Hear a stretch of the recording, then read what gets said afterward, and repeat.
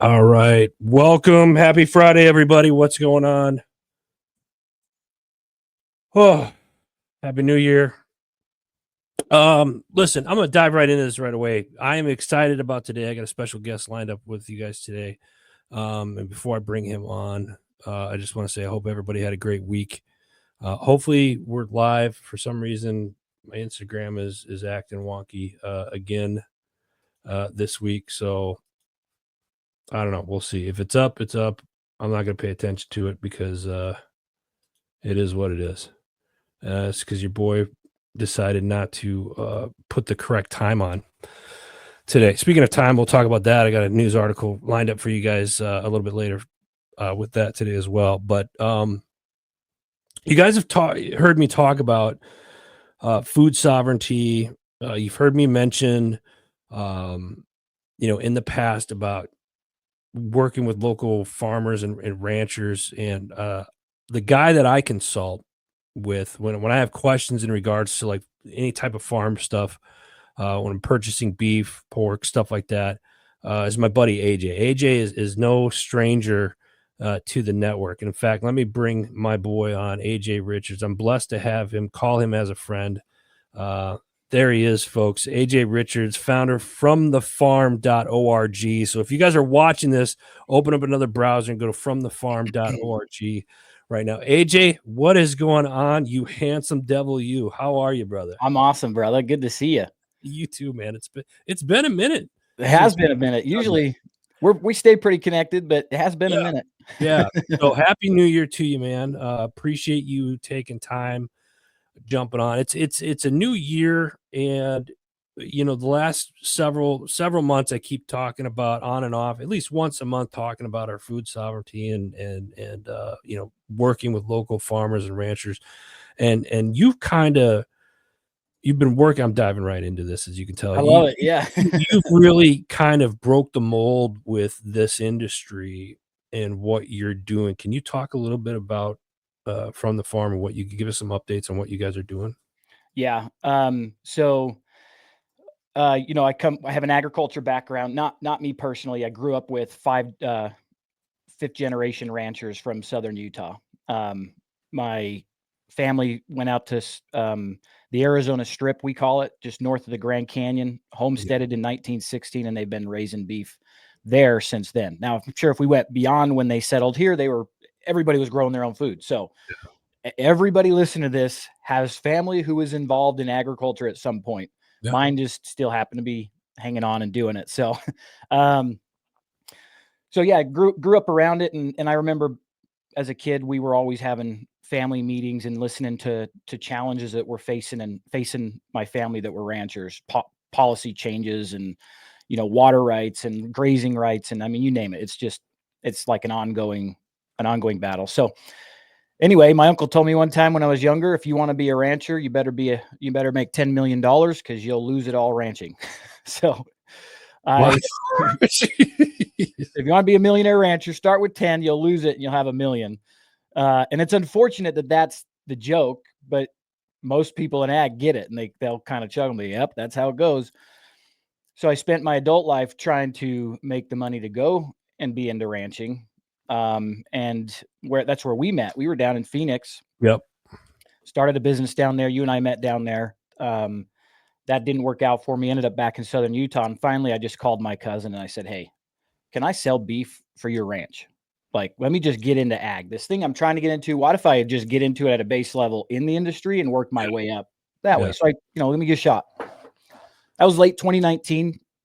It was doing really well. We were growing. We were getting people in our town on a monthly subscription. And then sometime in March or early April, we called the slaughterhouse to get our next round of slaughter. And they said, yeah, we can get you in 18 months. And I went, what? 18 months? Because prior to that, it was like, we can get you in next week. That was like the norm. We can get you in next week. And I'm like, okay, cool. But this time, a year and a half. And I was like, whoa, what's going on? And, at this time, everybody was talking about the milk, the thousands and thousands of gallons of milk that were being just flooded into fields, and Yeah. all the vegetables that the farmers were doing videos of, showing you they were wasting it all because the supply chain literally crumbled. And then in 2021, people might remember when they had limits on how much meat you could buy in the grocery store, if Right. they even had it. So anyway, all of this stuff's happened, and I'm driving through the countryside, and I'm seeing fat cattle in the field, but the grocery stores are empty in these cities. And it was kind of an aha moment to just recognize how bad off we are, how severe we have degraded our food supply chain in America. Last year, we became a net food importer for the first time in history. And for those who don't know what that means we have to import. We have more consumers in our country than we have food growing here, so we have to import it. Now, why are we importing it? Well, policy. Because I would say we don't. Do we not have the means to grow it ourselves? We certainly do, but when policies and bad leadership is in the way, it destroys the small family farms and ranches. So only a few large corporations are left to exist, and we just don't have the producers. So I it mean, right? turns into a control. Oh yeah, 100%. You know me. It's like I We're, gotta. hey, we're going there. It's Yeah, you get some conspiracy, but you're gonna yeah, start saying it, and we start like shit. That makes sense. I get yep, what these guys are saying. yep. I've long since felt that my conspiracy is intellectual food property is what they're going for. Right. Big food and big pharma are the same people. Big pharma has already played this game. That's why all the homeopathic and naturopathic methods that our ancestors used, and I'm not saying there's not a ton of value in modern medical science and technology, but when it comes to like maybe normal ailments, the things that can be cured by things that grow in your garden that you Yeah. can grow in your garden, that's the kind of stuff I'm talking about. And they made all of the naturopaths and the homeopaths sound like quackpots. And in fact, that's not new. I mean, there's this book called The Immortality Key that talked about the medicine women of frankly of Christ time and the Roman times, Mhm. and the whole witch hunt. The witch hunt was actually hunting down the healers in the community, and they killed all the women that knew this historical knowledge. They wiped out the grandmothers, the mothers, and the daughters during this time so that nobody knew these medicines that they were using. Now, this is a long time ago, but we're seeing some of the same things nowadays. So, Same concept. yeah. So intellectual food property. So you've got this method that the big pharma did, and now because big pharma and big food are essentially the same people, or the largest investors are the same people, I was feeling like this whole push towards lab grown and fake meat was the same thing. They're going to vilify and tell you that cows are the problem and they're causing global warming and we all need to get rid of meat. But don't worry, Adam, don't worry. We've got the solution. So you can't Yeah. use your natural herbs anymore, but don't worry, we've You don't got want cow farts. yeah, yeah, That's yeah. global warming right there. Yeah, your herbs and your cayenne pepper, that's not good for colds. You've got to use NyQuil. Yeah. And because if you use the other stuff, you're a quackpot and you're probably going to hurt your family if that's what you use. So you got to use NyQuil, right? Now, you can't eat meat. Meat's really bad for the environment. If you eat meat, Adam, you're killing us all. So you're the problem. But we've got lab grown meat and cricket burgers that we can supplement for you. So don't worry. And so I think there's this intellectual food property play. Now, I'm way less worried about it with the way the election went. Right. Yeah. I got a feeling. Well, okay. So let's talk about that for a second. First off, real quick, Ken, good morning to you, brother, down there in Arizona. Appreciate you as always. Heather Elizabeth, that's my sister. Sissy, good morning to you. Wesley Young, we'll see you we'll see you in a couple of weeks up here in Pennsylvania at the NRA Great American Outdoor Show. So appreciate you guys jumping on this morning. The way the election went. So here's the thing. I look at this and we think, we tend to have. I'm kind of down the middle when it comes to politics. Personally, I'm an equal opportunist. I don't like politicians. There. I think with the with President-elect Trump coming back into office, I think we will see an increase in production of foods. I think he was one for the farmers, not one to take away. I think in the last administration, you noticed that you saw more Chinese companies buying up farmland here as well. And then I want to, go back to what you said earlier about lab grown meat, like 3D printing meat. Like you're telling me plastic, you want to put plastic in our body, Yeah. and that's supposed to be healthier. Although the evolution of man has eaten meat at some, whether it was they were eating dinosaur or whatever, way back when, up until present day, and now all of a sudden, you're not supposed to eat beef. Yep. Ruminating animals are destroying the planet. Yeah. It's such a, there's so many keys to this, and I'm trying to stay focused on the food side of it here, but it's such a sham and a psychological operation that big pharma, central banking system. I mean, they're all tied into it. Mhm. They're all in it together. The what I like to call the string pullers of the world.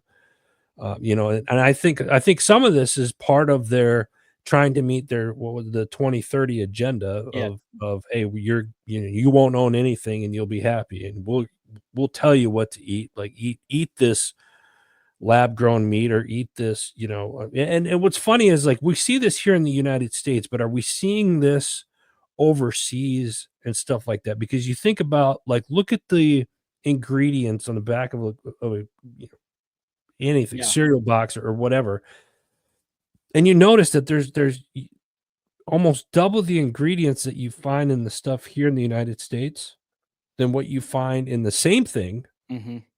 over in Europe, Japan, or somewhere overseas. Yeah. Yeah. So That's thanks to our lobbyists that we have in America. I mean, that's where the onus belongs. The lobbyists that get paid off by the big guys to then go grease the palms of the politicians to let things slide so that they can add chemicals and all sorts of things to get people addicted to the highly processed foods and, not be satiated. So they eat more and then they're sick. And guess what? Because BlackRock and Vanguard are participating in both, send them over to the chronic health side and let's load them up with medication. let's Like, let's let that's me what ask you this: when it comes to beef and stuff, because I grew up, I had family members that were dairy farmers for many years.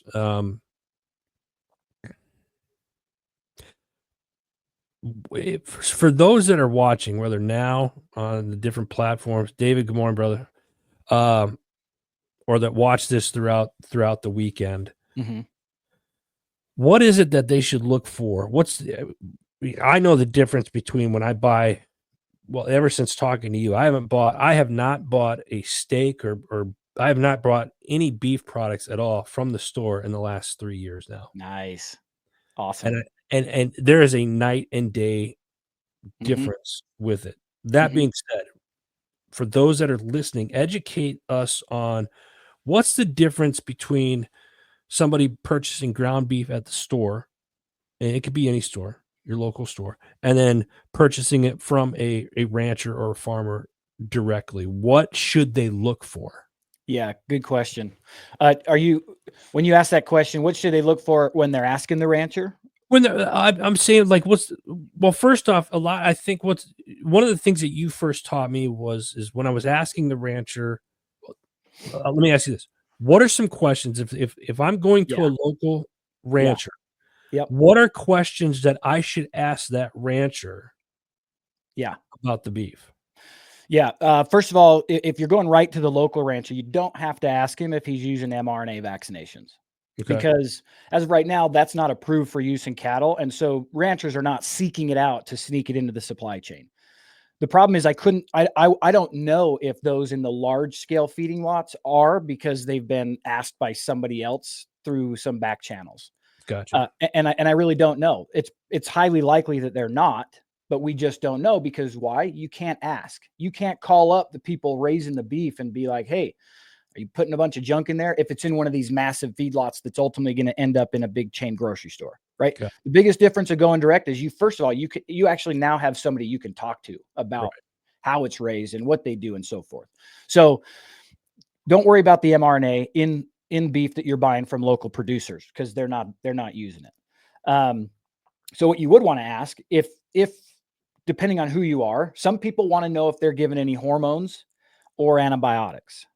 And I had some cattle and I was anti-antibiotics until one of my cows got pneumonia.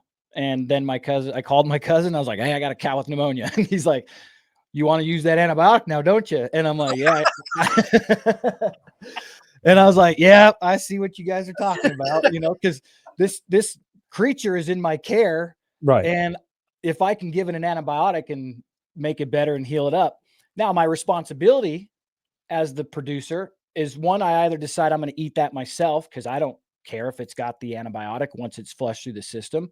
Right. Or my responsibility is to tell you, Adam, when you call me, and if you say, hey, I don't want anything with antibiotics ever, then it's my responsibility to not sell you that beef. And most of the producers that you'll meet and the ones that we talk to on our platform, they wouldn't. They're people of integrity. And so they wouldn't sell you something with the antibiotics or the hormones if that's what you didn't want. Right. You'll find conflicting studies that, you wait a long enough standoff period and it's gone. And then you'll find some that say even traces can affect your hormones, especially in women, because that there's traces of that in the meat and there could be problems. And one of the issues is maybe something that we're dealing with comes from these things that are in our food that we just haven't traced back yet. So again, if you go right to the producer, you can ask the questions. Most of the questions I'm asked from people about producers is how they're finishing it. So that's another good question that you can ask directly. What do you mean by finishing it? What do you mean by that? Yep. So you've got the life when they're raised, and then there's a window, the last few months or so, when they're finishing them out before they're ready for slaughter. Okay. So if you buy grass-fed and grass-finished beef, or free-range beef, and labeling gets really tricky. This is the problem for consumers is the label laws are very, and that's a whole topic there, but the label laws are interesting, right? Because I can sell you a grass-fed animal if I feed it on grain for 90 days or 120 days, if long as it had grass 50% of its life. So you as the consumer aren't going to know that when you go read a label that just says grass-fed, because they can do that. They can put grass-fed on there, but in your head, you're thinking, I want grass-finished. That's what you're thinking, but the label somebody put in to be clever says grass. So ultimately, one could say that's false advertising. Well, not according to label laws. So what you need to ask for as the consumer is grass-fed and finished. So now you have to know as the consumer to be very specific with what you're looking for. Right. Or again, ask your rancher that's got grass-fed advertised and say, is that grass-fed and finished? If that's the case. And many times even the rancher isn't trying to pull one over on you in many cases, right? I would usually designate that probably for a white label company that's just trying to be competitive with, like, Butcher Box or Good Rancher or whatever. Mm-hmm. But if you ask your rancher, most likely grass-fed to him probably means grass-fed and finished. But a lot of people like the sweeter flavor that we've been trained for. Right. Like, there's a sweeter flavor in beef. It's really tender. That's the marbling you're talking about. Most often, you're not going to get that from a grass-fed and grass-finished beef. Now, that's not entirely true. I've seen some regeneratively raised beef with some really thoughtful finishing programs behind it. Regenerative meaning they only eat forage from birth to slaughter, and they're rotated on pasture and all these kinds of things. So I've seen some really highly marbled beef that is raised that way, and genetics play a role in that too.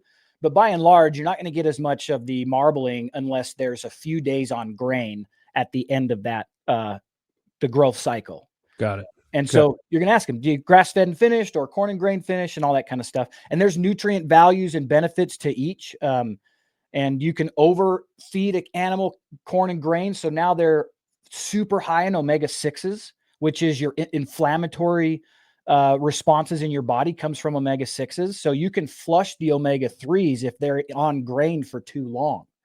And so now that's why you need fish oil supplements, because you're not getting omega-3s in your natural diet, because most beef in the grocery store, they rush them to be fat, because the longer they sit in a feedlot, the more money they're costing them. So they've got these really scientific nutritional programs to get them to a certain weight within 18 months so that they can get them slaughtered and out the door.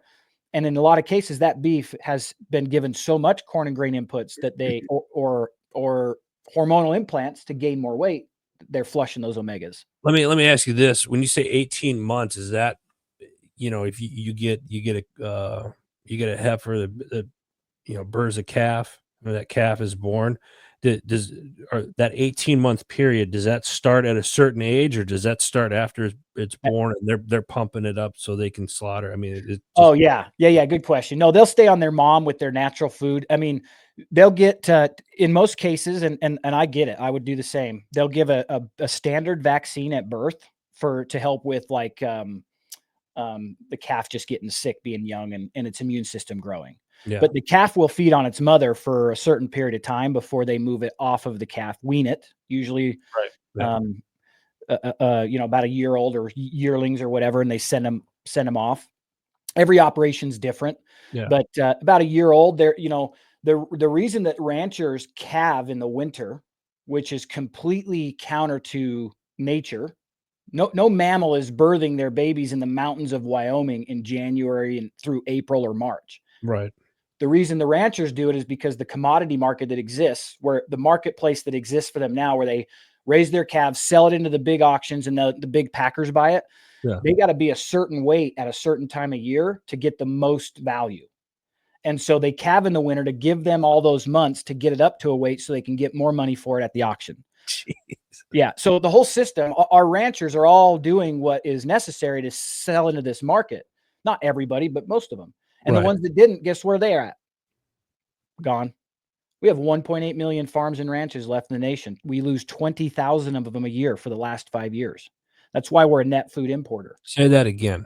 Yep. We have how many ranchers how many ranch and farmers do we have in the United States currently right now?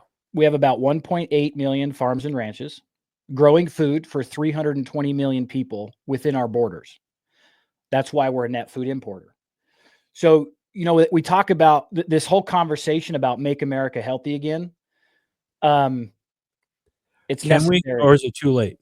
Well, we can get into that, but the question the thing that I look at it is like, I'm so glad they're doing this. Yeah. They have to, because our biggest issues are policies and big corporations that are affecting this. So that's necessary, but that's actually not how you make America healthy again. The way you make America healthy again is you connect people right with the farmers and ranchers that are growing it in our country, and you help them shake the hand that feeds them. Yeah, I mean, I'll tell you, when you and I started this conversation, when you were starting this this venture, yeah, I reached out, out here in Pennsylvania. I talked to, I think, what I tell you, 4 ranchers, I think, in the local area, and then we picked on one, and I've been working with them. Very, very small operation. Nice. Good. Very, very small mom and pops operation, but great people, and it was, I just got my second cow this last August, or no, October, excuse me. And I still had beef left over from the year prior, a little bit left over from the year prior. Switched up the order and whatnot, and they were fast. It was just boom, boom, boom. Here you go. And then, I go up to the processor and they box it and stuff for you. But the taste of the meat is so much different. I took some home for hunting season up to Wisconsin, had my family taste, and they were like, this is so different than what you get at the store. And it's, yeah. And I'm going to start doing this, like, we're starting to do this with the chickens until we get our own place. The plan is for us to eventually have our own chickens, and we're going to raise chickens and stuff like that. And pork, regardless of what people out there think of pork, I like bacon with my Mhm. coffee in the mornings. So Yeah. judge if you want, so be it. But that's, Yeah. you know what I'm saying? Yeah. David Gordon, what do we have here? South Midwest. Someone asked a question on my Instagram too, so I could answer Yeah, that. go 'Cause ahead. we What were do you got? talking, they asked how, they asked the ideal time for corn and grain, and I am not a nutritionist, but so I'd like to tell people, like, my job is to know as much as I can about every angle of this. So I'm Yeah, seeking the experts in the field throughout, and I'm always asking questions. That's what I've done for the last 5 years, is just ask questions. Everything we're doing at From the Farm came from questions I've asked to farmers and ranchers and consumers. That's what's informed the build of this. Anyway, there's this gentleman named Dr. Stefan Van Fleet. He works at the Utah State University, and I think alongside the Bionutrient Health Institute. So they're doing this massive study on soil health and its impact on forage health and its impact on the health of the animal eating it, the health of the animal eating it and its impact on their meat, and the impact of the meat and its health and its nutritional value on human beings. And it's a huge study, because most studies will take one aspect. They'll look at soil health, and that's the focus. They'll look at the forage health, and then that's the focus. These guys are looking at it through the whole chain.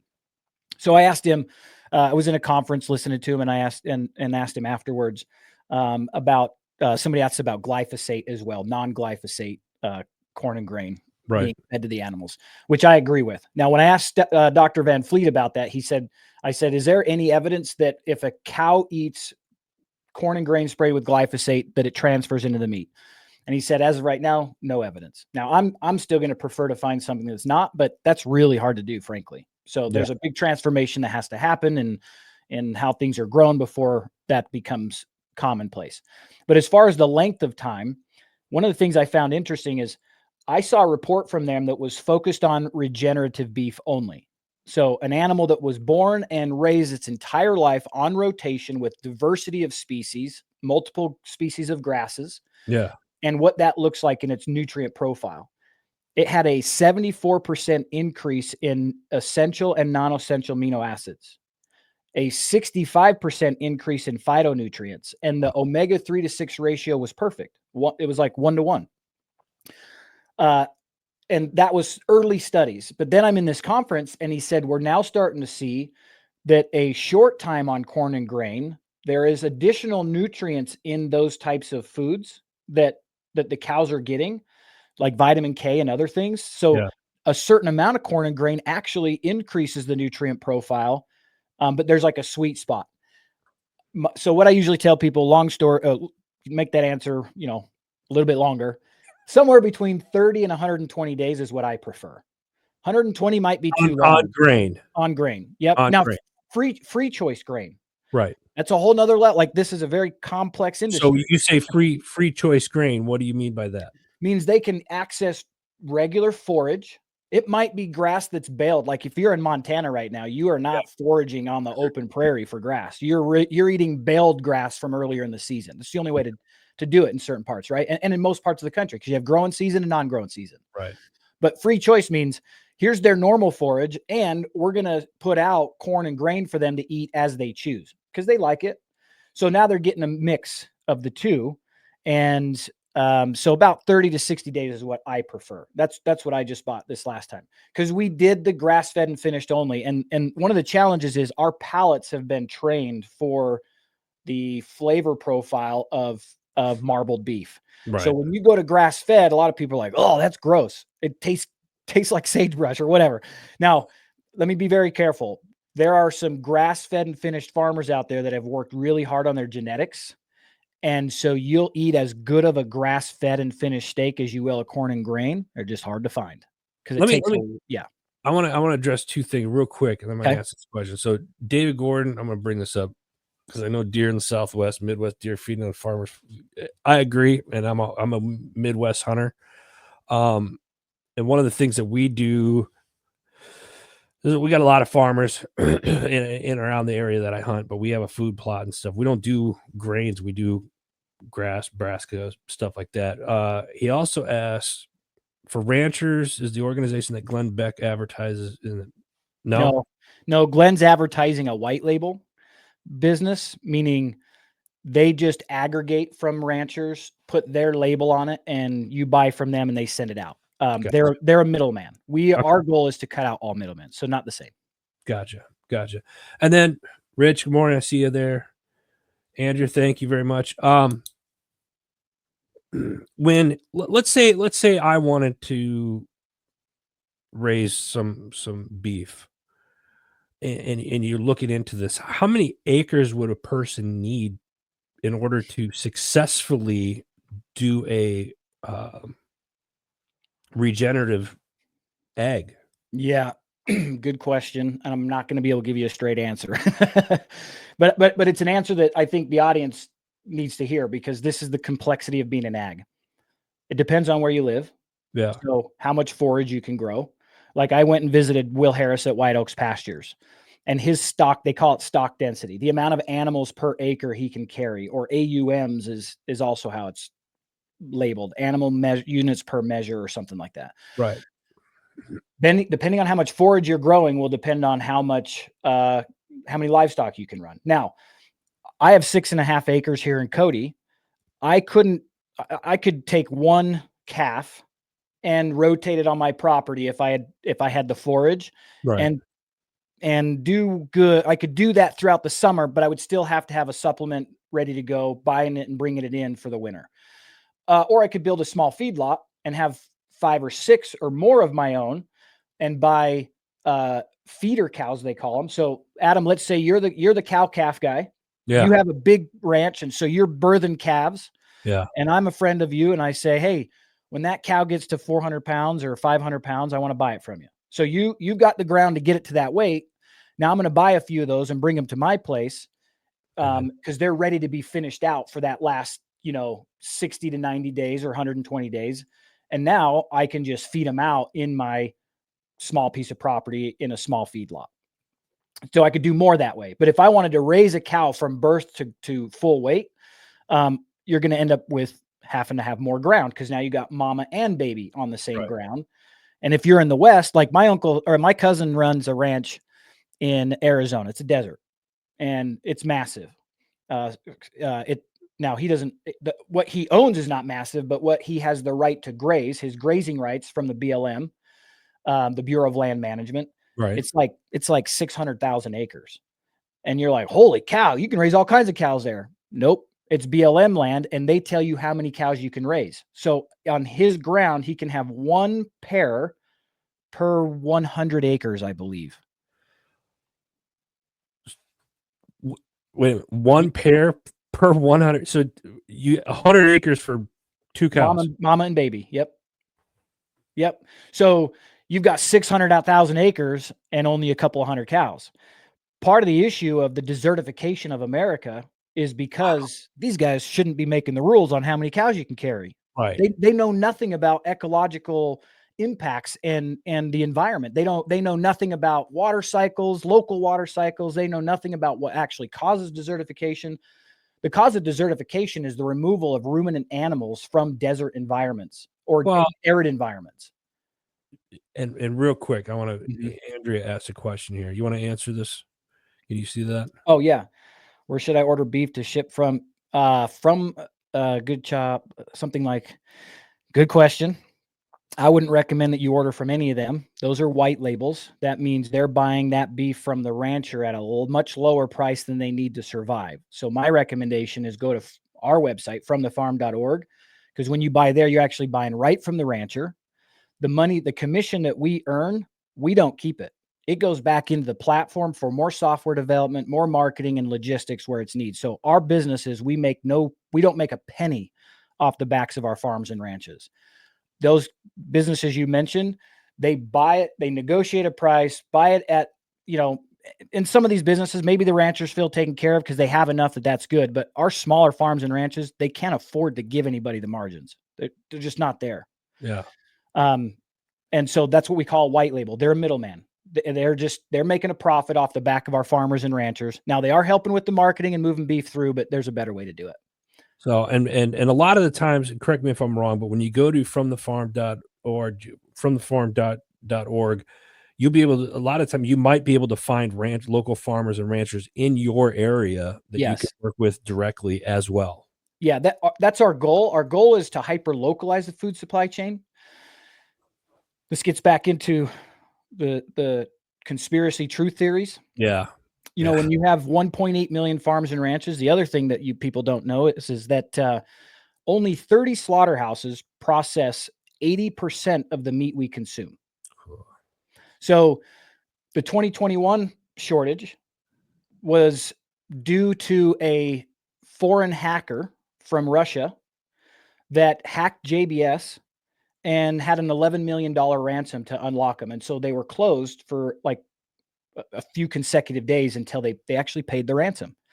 And so these facilities are processing 6,000 to 10,000 head a day. And when you shut down 3 or 4 or 5, you cause a significant problem for the American food supply chain. And so that's why the shortages happened in 2021. My main concern is how many foreign adversaries have crossed our border that we know for a fact are hiding here. I spoke at a conservative conference in St. Louis. I was on the stage with people like Glenn Beck and Dr. Peter McCullough and just all kinds of really highly knowledgeable people in their space. And there was somebody talking about, they were there to talk about the illegals that have crossed the border and certain numbers within that demographic. And he said, we know that there are 20,000 highly trained special forces Chinese operatives hiding in America. We don't know where they're at. We just know there's that many here. As a combat veteran, as veterans, you looking at your supply chain is important. And then you look at slaughterhouses. Would you call those a hard target or a soft target? Oh, those are easily, you're moving at those. And one of the first targets you're going after next to communications. Yeah. So we are in real trouble. And the solution is back to the 6 million farms and ranches we had prior to 1930 or more. Yeah. So our mission at From the Farm isn't to stop the loss of the existing farms and ranches we have, because that's not good enough. We only have 1.8 million as it is. The mission is to make selling farm raised food so easy that all of us millennials and zennials that are our midlife crisis isn't a sports car that the baby boomers had. Our midlife crisis is 10 acres and leave me the F alone. Let me grow my food. That's so damn true. Yeah. God, I've been looking at land for the last, I don't know, right. 2 years now. Right. So and how many, yeah. So how many people are scrolling their social media and it's all homesteading and farming? I mean, there's a massive movement. In 2020, there was this event called, it was either Modern Homesteaders or Homesteaders of, I think it was Homesteaders of America, HOA. They were doing this homesteader conference and they had like 200 tickets and they sold out. I think they're selling out like 8,000 or more within weeks now. I think more and more people, it's not, somebody said a couple of years ago, oh, this is just going to be a trend that starts. And if you look at it, you think about the homesteading side of it, we're kind of getting back to the grassroots of it. And if you grew up, like I grew up, my grandparents, we made butter. We had a large garden my grandparents are 92 years. They just turned 92 years old. And unfortunately we don't have that farm, anymore, but I kind of want to get back into that. And you and I know, I mean, we have tree gardens, you do hydroponic stuff, as well as, I live unfortunately right now I live in a community. So it's I got 15 5-gallon buckets full of dirt with various things growing out in my deck and stuff like that. I hunt, I fish. I try to be more self-reliant. Thank you. On that stuff. And on top of anything extra that I have, I give to my neighbors. What's really important about that, Adam, and we shouldn't skip over it, is that regardless of the place you live, you're finding methods to be as self-reliant as possible. Yeah. Well, you have to, because you don't know what's going to happen. And you know what I mean? And we are in the era of victory gardens. People don't know it. And we've got such a corrupt government that they're not bothering to tell anybody that that's actually what everybody should be doing.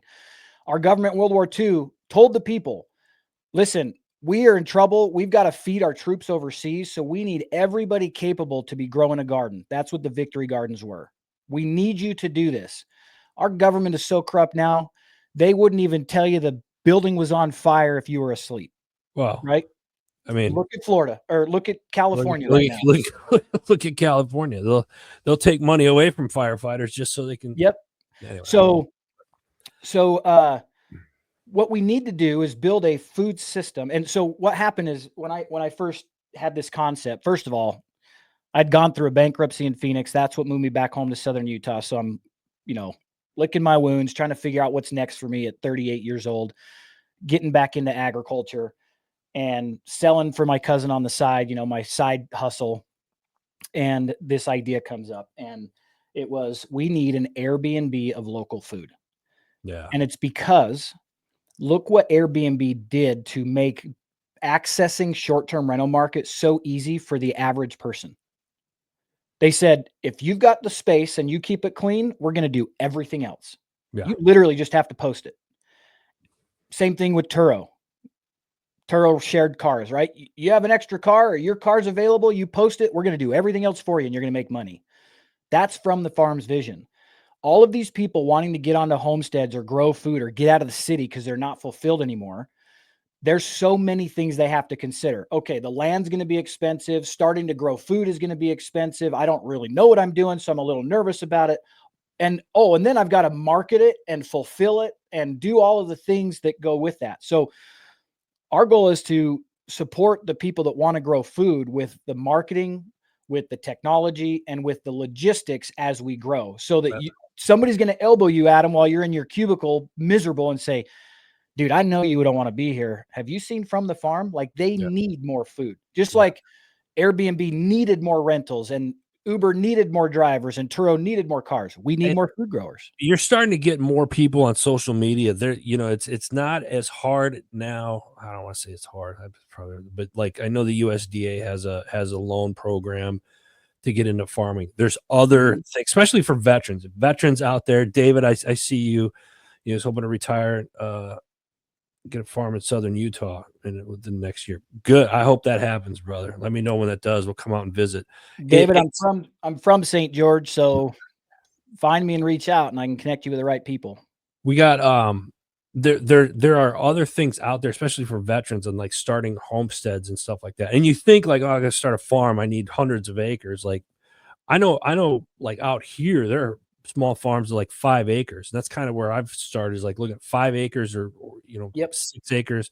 I'd like more just because I'm a selfish prick, but I mean it's I want something I can hunt. I want something I can hunt on too. Dude, listen. So first of all, I would say I got 6.5 acres, and I don't even have the time to work 6.5 acres.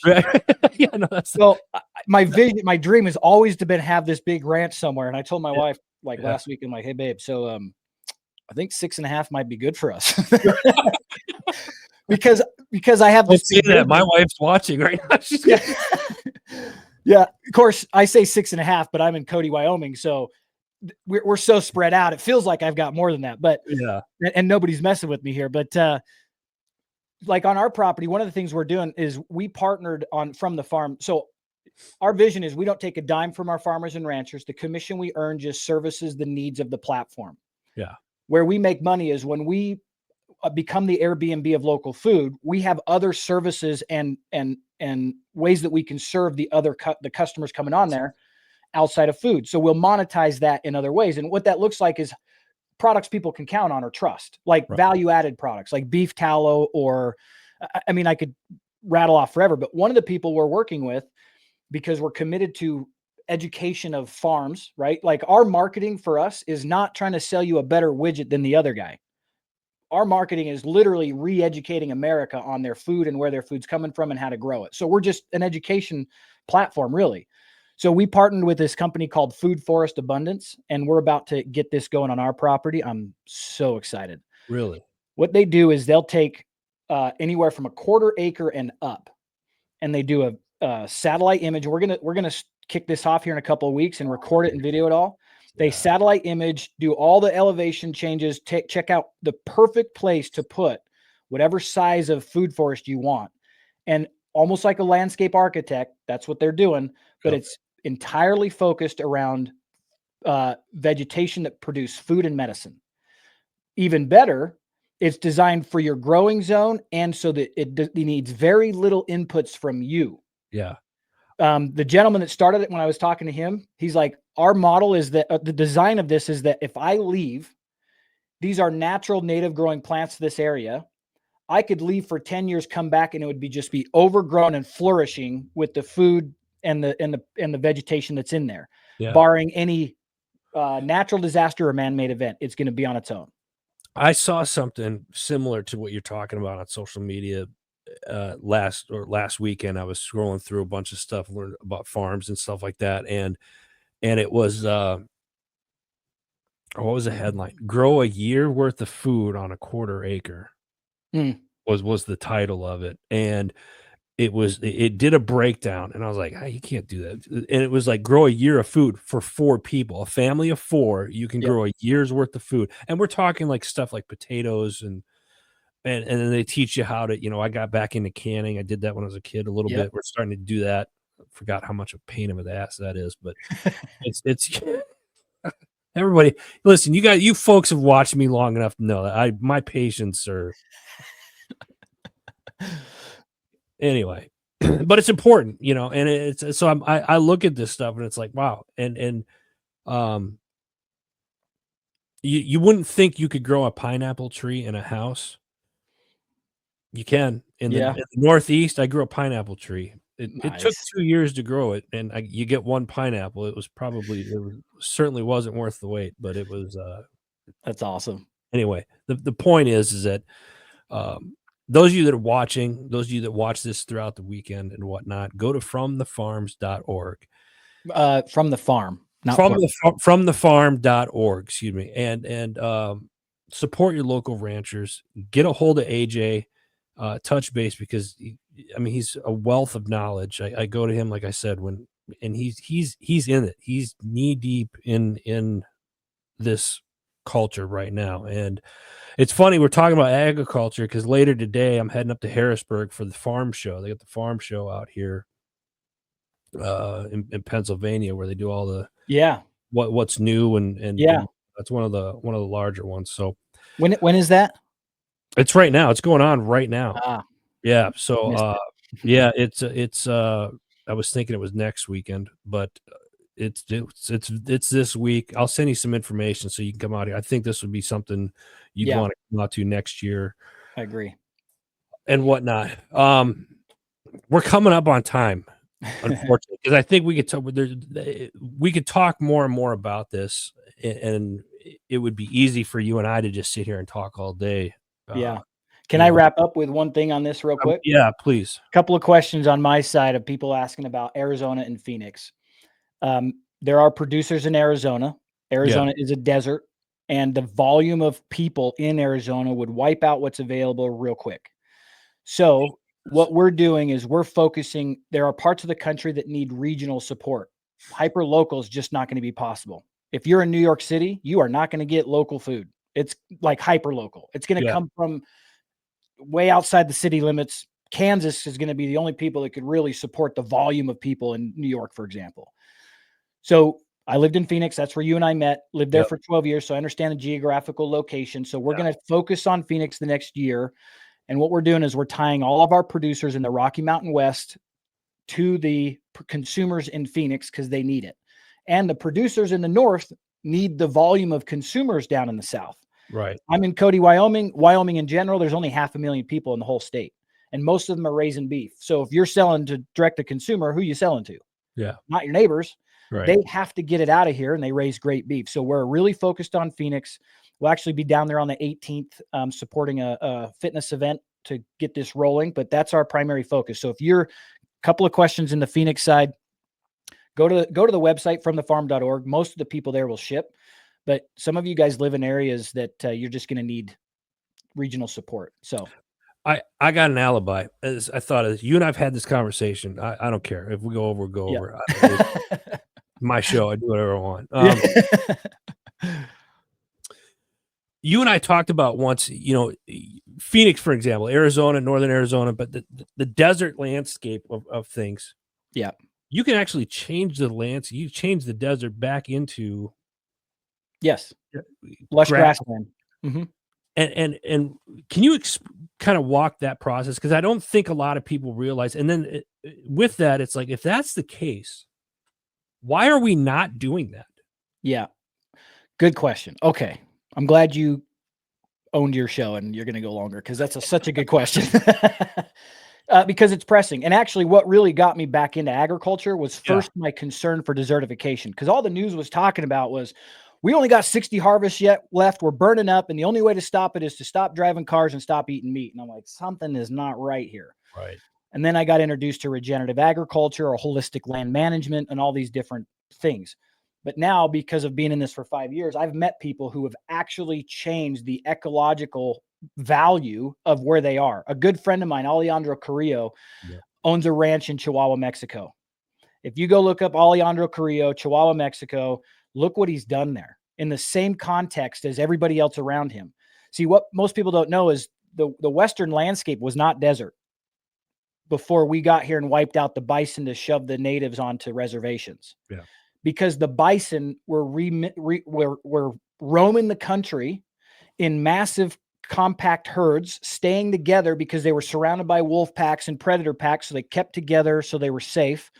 They ate the forage as they moved across the landscape and pooped and peed all over it, which in arid environments, they call them brittle environments. You take a stick, snap, or I go to your side of the world or the country and I can take a stick and it bends before it snaps, right? That's a brittleness scale.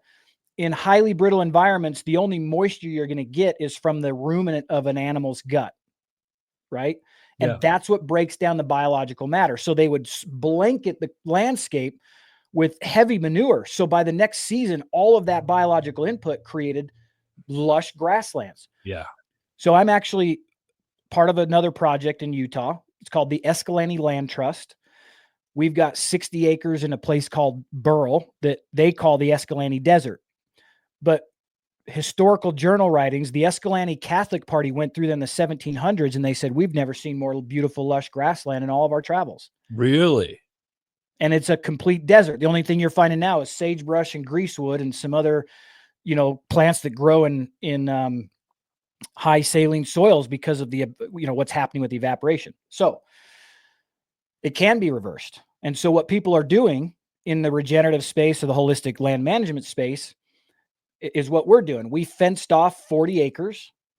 We're going to bring cows in. The guys that I'm working with that are running the project, because I don't live there anymore, they're bringing a whole bunch of cows in. They're going to bale graze them on the ground, and they're going to kickstart the ecological, the biomass in the soil. And the way they're going to do that is they're going to put a whole bunch of cows really close together like a feedlot.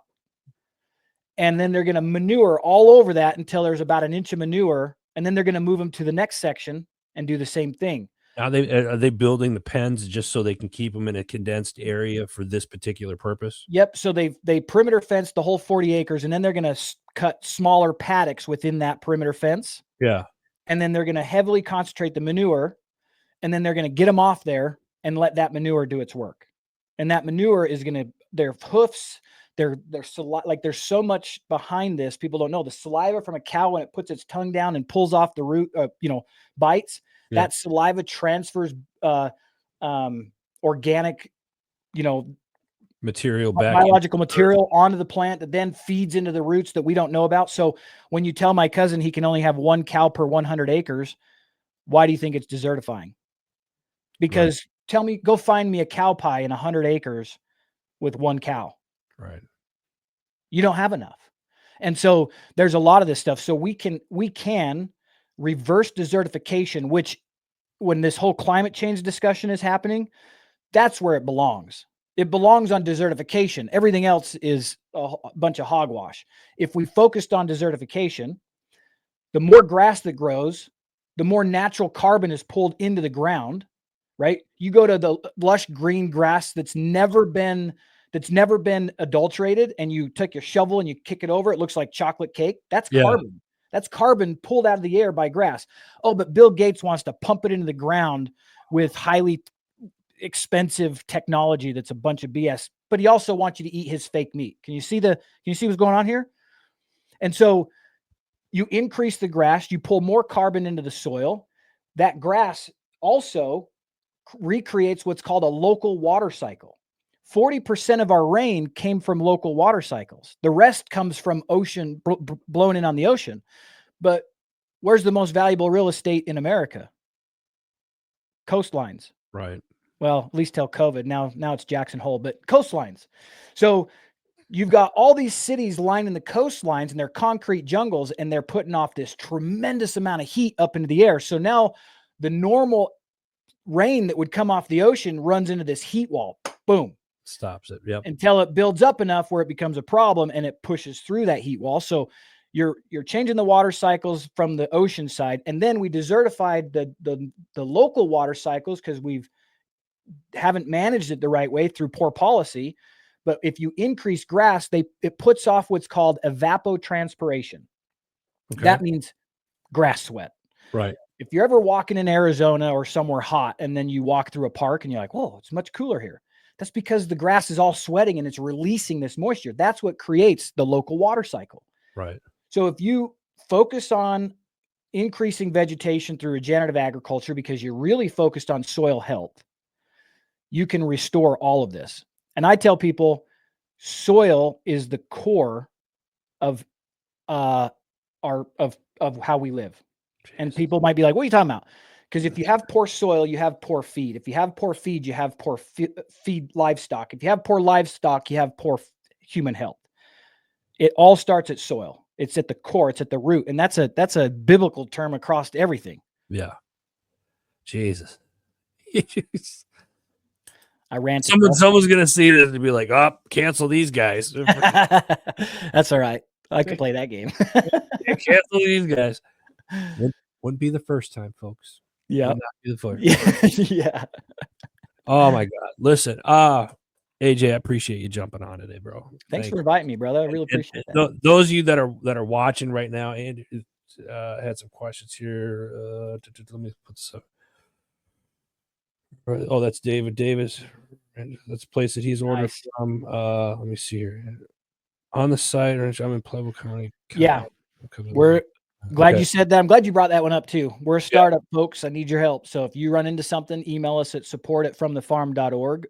We call this the Feed the People, By the People campaign. Yes. We are not backed by VC dollars. In fact, when this calling was placed on my heart, it was also made very clear that we will never sell it.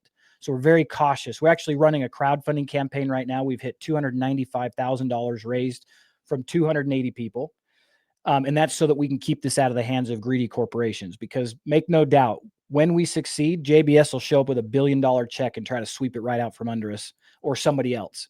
So if you set up an account, it makes it way easier. We don't sell your information, but there's a zip code or a state button that you can enter where you're at, or just scroll down a little bit. And at the bottom, there's a map view. I like the map view. Do you see that screen down there, Adam? Let me see here. Let me pull this up here. Here. Yeah, if you click map view, this is what you're going to see. This is the producers we have on the platform so far. This is where, what we have so far that are live. But if you click that map view, and then you can click on each bubble and then go see more about the farmer or rancher and connect that way. That's cool, man. This has gotten big since the last time I was on it. Yeah. This is really cool to see. Folks, if you got local people, like North Carolina peeps, I know we got people on here from North Carolina, Tennessee, Pennsylvania, where you guys at? Get your local farmers and local ranchers on this site. Tell them to reach out to AJ and have it be on there. I mean, it's going to benefit them, and more importantly, it's going to benefit you and your community. So great stuff. Again, AJ, thank you. We're coming up on time. I want to say this with the shows this week. I may do a second show. We'll talk about the shows, but usually I go in and talk about the shows of this week, what the shows did this week. Find all the shows. Go check out our new website, heroesmediagroup.com.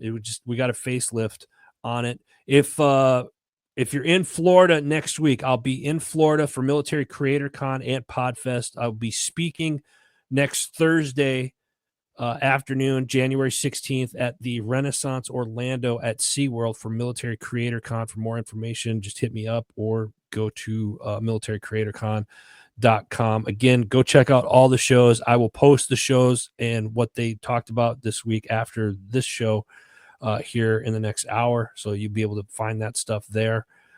Shout out to all of our sponsors that are coming back on board this 2025 season. Shout out to my tax fella. Appreciate you guys over there, always taking care of our bookkeeping, our taxes. Jim Neary's Live Bait and Tackle, Warriors on the Water LTD. New sponsor, Fin Tactical. They're the ones responsible for our new website. Thank you, gentlemen. Appreciate you guys. The Freedom People. Those of you that want to get off the Matrix, go check out the Freedom People. JB Auto Clothiers, Motorcycle Safety Lawyers, and of course, our sister company, HMG Beverage. Go check them out as well. And then, of course, make sure, again, folks, fromthefarm.org. Go check it out this weekend. Go check it out now.